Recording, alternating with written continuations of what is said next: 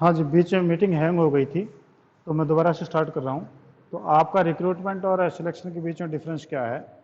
पहला आपका मीनिंग है, ये रिक्रूटमेंट का जो मीनिंग है, it is a process of searching suitable candidate, यानी यहाँ पर जो सर्चिंग ऑफ सूटेबल कैंडिडेट है,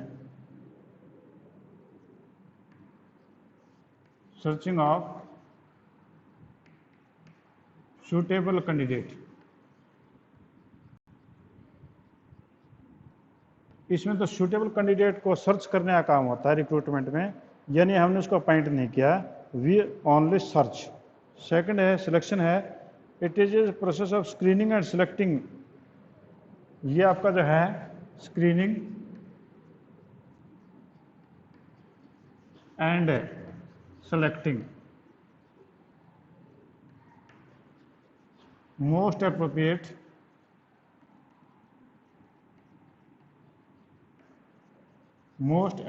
कैंडिडेट।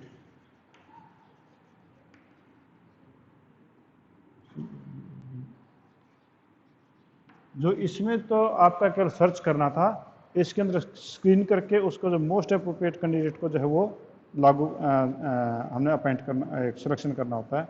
स्टेज, आपका जो स्टेज कौन सी है, ये स्टेज, तो स्टेज में आपसे सबसे पहले है recruitment proceed the selection process, तो आपका इट प्रोसीड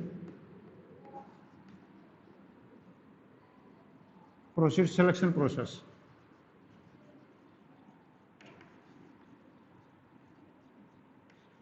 प्रोसीड होता है अगुवाई करना, यानी ये सिलेक्शन के आगे वाला पार्ट है, यानी प्रोसीड करता है इसको। और selection always start where recruitment ends, तो सिलेक्शन कहाँ से शुरू होता है? सिलेक्शन स्टार्ट्स वेयर रिक्रूटमेंट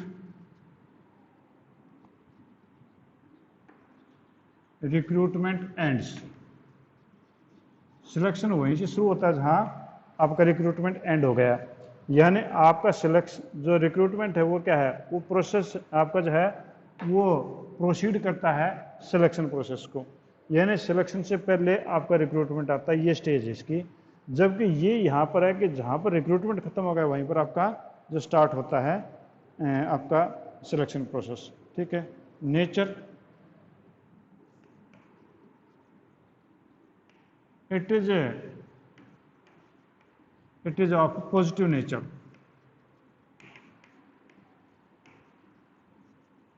ये पॉजिटिव नेचर का आपका होता है, क्योंकि इसके अंदर जो है आप मोर एंड मोर कैंडिडेट इंक्लूड करने की कोशिश करते हैं, जबकि ये आपका नेगेटिव नेचर का होता है, नेगेटिव इन नेचर, ये आपका नेगेटिव नेचर का होता है। Means in this we reject more and more, हम जो ज़्यादा लोगों को रिजेक्ट करने की कोशिश करते हैं, जबकि इसके अंदर हम ज़्यादा लोगों को शामिल करने की कोशिश करते हैं। Contract of service, contract of service,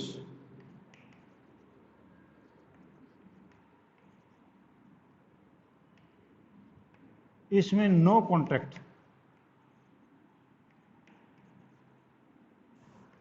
no contract of service,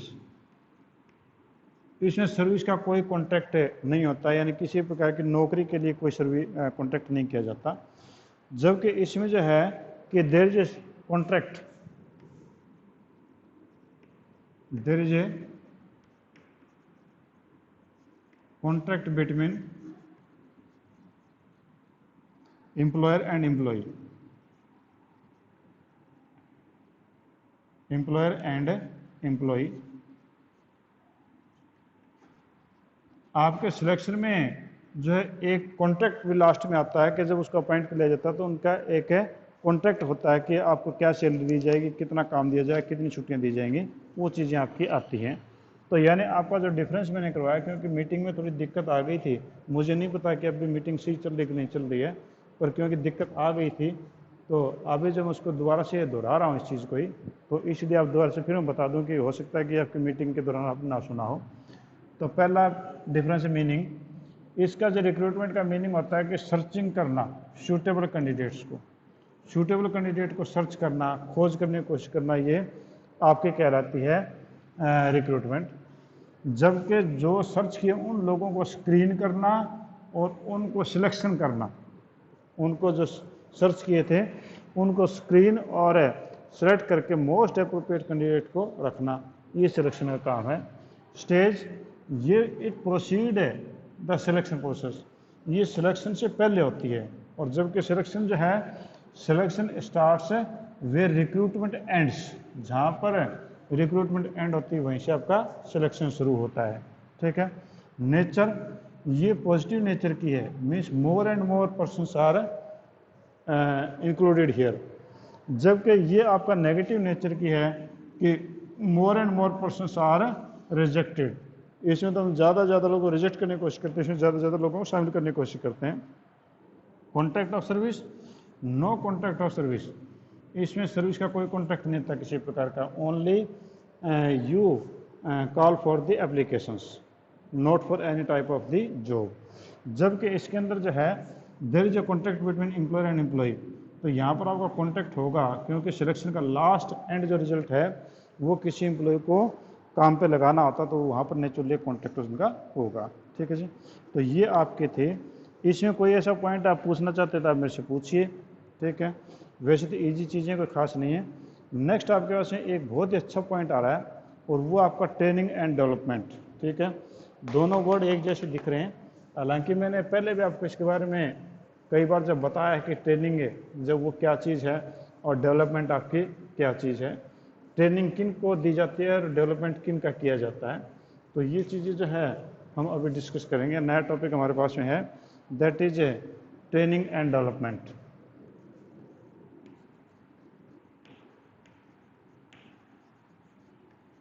training and development,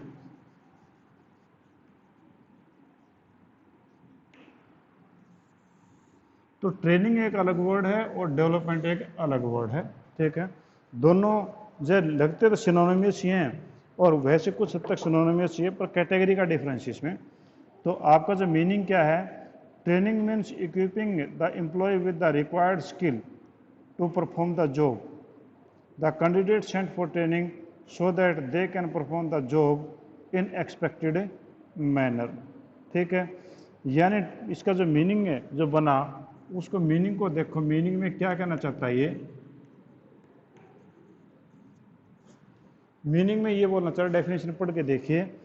training means equipping the employees, equipping का मतलब था हथियारबद्ध करना, यानी उसको सारे इक्विपमेंट देना। अब इक्विपमेंट का ये नहीं है कि उसको फिजिकली कोई इक्विपमेंट देंगे, आपके नॉलेज को बढ़ा देना वो भी एक इक्विपमेंट देने के बराबर ही होता है। तो training means equipping the employees with required skill, जो रिक्वायर्ड स्किल के हैं वो आपको दे देना, टू परफॉर्म द जॉब, उसी काम को करने के लिए। The candidates are sent for training so that they can perform the job in expected manner, और कैंडिडेट को ट्रेनिंग पे इसलिए भेजा जाता है ताकि वो काम को एक्सपेक्टेड तरीके से पूरा कर सकें। यानी इसका ये हुआ कि सिलेक्शन करने के बाद एक एम्प्लॉय को हम कहीं ना कहीं ट्रेनिंग पे भेजेंगे या हम अपने पास ट्रेनिंग पे रखेंगे। इसका मतलब क्या हुआ कि he doesn't know all the things and therefore we try to equip him with that skills so that he could do the job in expected manner, कि वो काम को वैसा कर सके जैसा हम चाहते हैं, उसलिए उसको जो है किसी कोई चीज़ की ट्रेनिंग के लिए भेजा जाता है। अब डेवलपमेंट का क्या मतलब हुआ, development refers to overall growth of employee, कि डेवलपमेंट का ओवरऑल ग्रोथ। ट्रेनिंग में तो क्या हुआ कि आपको जो है मान लो कंप्यूटर नहीं चलाना आता, कंप्यूटर की ट्रेनिंग दे दी आपको, आपने कंप्यूटर चलाना सीख लिया। डेवलपमेंट का मतलब क्या है कि उस कंप्यूटर की पूरी नॉलेज देना आपको, कि उस कंप्यूटर में क्या क्या चीज़ें हैं, वो कैसे काम करती हैं, वो डेवलपमेंट होता है। यानी उसको सभी प्रकार का ज्ञान देना वो डेवलपमेंट कहलाता है। और सिर्फ एक काम के बारे में बताना वो चीज़ आपकी ट्रेनिंग कहलाती है। ठीक है, it focus on it's personal growth and successful employees development. Development is much wider in concept as compared to the training, as training is only one part of the development। कहता है कि development जो है वो बड़ा है, wider form है, जबकि ट्रेनिंग आपकी नैरो फॉर्म है, यानी ट्रेनिंग में तो केवल एक एम्प्लॉय को कुछ चीज़ें बताई जाती हैं, जबकि डेवलपमेंट में तो एक एम्प्लॉय को ओवरऑल चीज़ें सिखाई जाती हैं। तो इसका मतलब हुआ कि training is the part of a development. तो डेवलपमेंट जो वो बड़ा है ट्रेनिंग से, ठीक है। For example, an accountant is sent to learn the new software for accounting to prepare the books of account more fast and accurate, it is called as training. जैसे कि आपके किसी अकाउंटेंट को टैली सीखने के लिए भेजा जाता है ताकि अकाउंट और बढ़िया अच्छे तरीके जल्दी बना सके, तो ये तो ट्रेनिंग हुई, एक पर्टिकुलर जॉब के लिए भेजा गया था उसको, तो ये तो उसकी ट्रेनिंग कहलाएगी। और कहते हैं where is if he sent to orientation programme to improve the his motivation and conceptual skill, then it is called as development.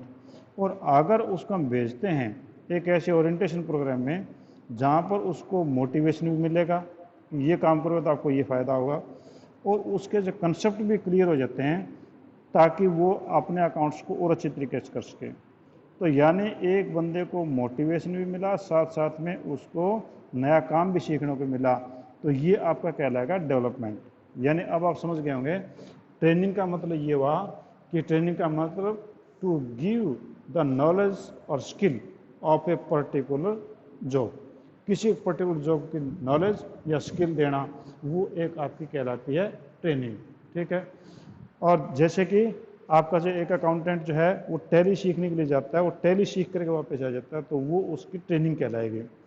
Development का मतलब है कि when a person is sent and he get the motivation as well as the concept of all the things related to him, वो सारे concept सीख के आए कि उसको जो उस अकाउंटेंट को सारी अकाउंटेंसी सिखाई जाए, उसको कंप्यूटर के बेसिक भी सारे बताए जाएं, और उसको मोटिवेट भी किया जाए कि आप ये करने के बाद में किस काम में सक्षम हो सकते हैं, कितना आपको फ़ायदा होगा, तो ये डेवलपमेंट हो गया। तो आपका जो ट्रेनिंग है वो छोटे लेवल के कर्मचारियों को दी जाती है, जो लेबर टाइप लोग होते हैं उनको, और डेवलपमेंट जो मैनेजर टाइप के लोगों को दिया जाता है, ठीक है। अब कहता है कि नीड ऑफ ट्रेनिंग, आपकी जो ट्रेनिंग की नीड कौन कौन सी हैं, तो वो हमें बात करते हैं, तो पूरा तो नहीं हो पाएगा शायद, फिर देखते हैं need of training.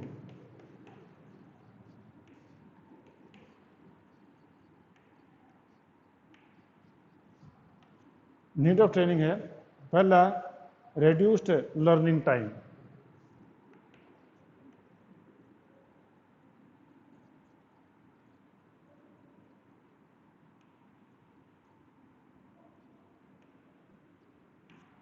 Reduce learning time कहता है कि एक एम्प्लॉई अगर ट्रेनिंग लेता है तो वो कोई भी काम को सीखने में कम समय लेगा।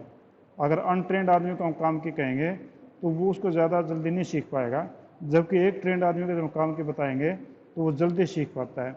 तो इसका रिजल्ट ये होता है कि आपका जो है वेस्टेज कम होगी, प्रोडक्टिविटी ज़्यादा बढ़ जाएगी। तो पहला फ़ायदा तो ये हुआ कि लर्निंग टाइम उसका रिड्यूस हो जाता है, कोई भी नया काम सीखा हुआ ऑलरेडी ट्रेंड है तो वो आराम से सीख लेगा। Second is better performance.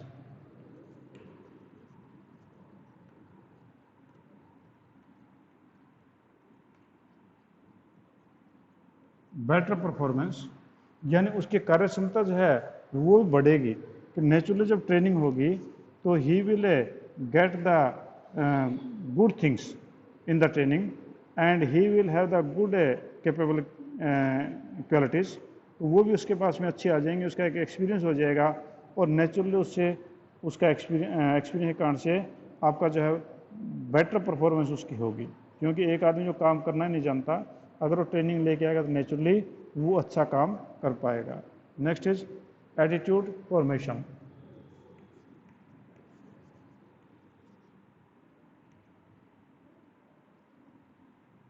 Attitude की स्पेलिंग शायद गलत है, ATTIDU।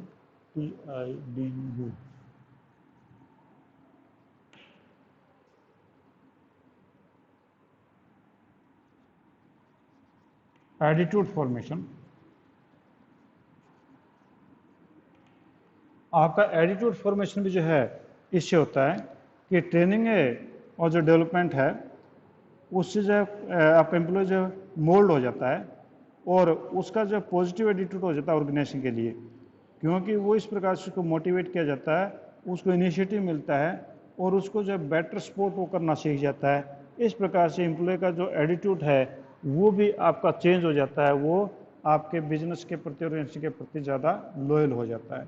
नेक्स्ट है एड इन और help in solving operational problems. Aid in help to solving operational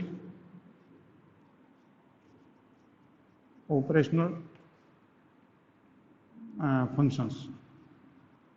operation ये था ऑपरेशनल प्रॉब्लम्स।